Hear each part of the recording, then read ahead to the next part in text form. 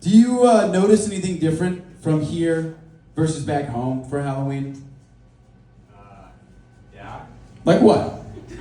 More people. Well, sure. I find that very interesting that the costumes are very different up here. For example, there's a lot of people dressed up as crackheads outside. I don't know if you've been to the West Village, but they are very convincing costumes. I went up to this one guy to see if the crack pipe was an accessory sold separately or if it was the set. And he responded by going, "Ah!" And that's when I realized he was actually a crackhead. I thought he was a method actor. Turns out he was a meth head actor.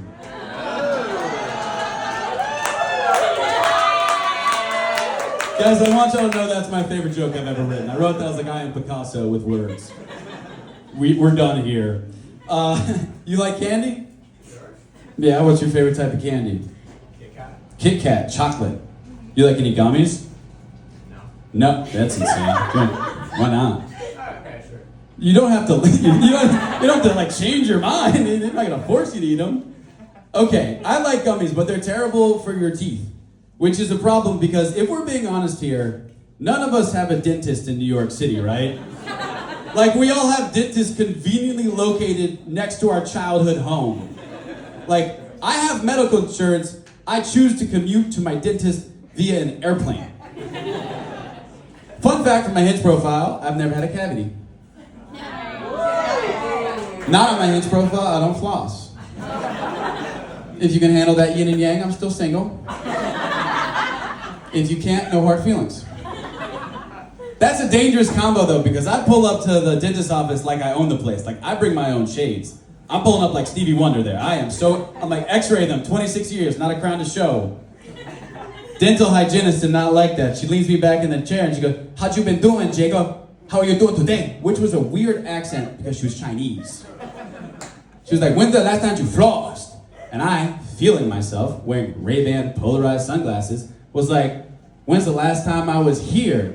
She responded by mashing floss into my gums for the next 10 minutes. I think she flopped it for barbed wire. She is literally out of her chair, "This is why it's important to floss with that cheer." The entire suction tube is red at that point, by the way. I'm about to pass out, I'm losing blood.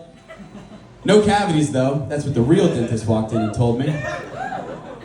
The worst was the cute receptionist asked me, "How was your visit?" "Oh, I don't know. Somewhere in between chewing glass and giving blood." You're the only doctor's office that actively makes me bleed and then victim shames me for it. And as a feminist, that irks me. Yeah, feminists. Woo! She took that all right, but then she was like, "The doctor would like to see you back in a year. Would you like to go ahead and schedule your appointment? Firstly, your boys back there just assaulted me. Secondly, a year from now, I can't even begin to work backwards towards a date. I gotta get on an airplane to come here. I don't know the next time I'm seeing my parents, much less you. There's so many steps to do. Are you open on Thanksgiving? Can I come Thanksgiving Day? I'll be back home then." I went to the Anne Frank house recently. There's really no easy transition. I could really be relax, I wasn't there to get her. Spoiler alert, she wasn't home. It's literally the whole reason why I'm going. Have any of y'all, make some noise if you've been to the Anne Frank house. Probably the first time that sentence has ever been uttered. But, okay, so you know that you have to buy your tickets way in advance, right? This thing sells out weeks. You would think it was the Eras tour, the way this thing sells out. So, my dad and sister went online to buy tickets. They forget to coordinate. We buy 4 extra tickets. My dad goes, "No worries, we'll just give them away when we get there." Sure enough, we pull up to Anne's house, and I see my dad walk over to a family that just found out they were sold out tickets for that day. See him give them. He walks back over. I go, "Dad, I am so proud of you. You are going to help them learn about the tragedy that happened here." He goes, "I sold them." I go, "You scalped Anne Frank tickets?" He goes, "Relax, I only made €12. And that's how we entered. Y'all remember the MTV show Cribs where it's "Hey MTV, welcome to my crib"? Not like that at all. Very standard entrance to the Anne Frank house. We actually got to walk in and see the attic that she hid in, and I was immediately taken aback. It was massive, okay? Coming from New York, It had 7. I got lost in the Anne Frank house. All right, it could have been called the Anne Frank penthouse. Okay. I felt like I was in a friend's really nice apartment. Just like, wow, what a beautiful space you have here. I got lost. You realize how insane that is? The most jarring part of the whole experience, though, is you learn that she was sent away to a concentration camp at just 15 years old. That's how they end the tour. And then there's a gift shop.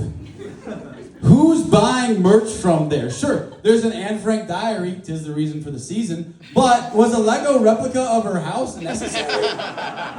Somewhere in the world, some 6-year-old kid is like, Mom, I'm spending a whole lot more time on this attic than usual. It was disgusting. If I'm in charge, selling Where's Waldo. Obvious collab. Look, I'm not saying you should have a gift shop in the first place, but if you can do it, you should do it right. So some of y'all heard that joke last time. The part you didn't hear is my friends are insane and they bought me an Anne Frank t-shirt. They were like, you should wear it on stage. Never. But the funny part is I live in the West Village, which means you get to pay to have your packages stolen. And someone stole the Anne Frank shirt package, which means that somewhere in New York, some person was opening up a stolen Amazon package and just opens it and sees an Anne Frank t-shirt.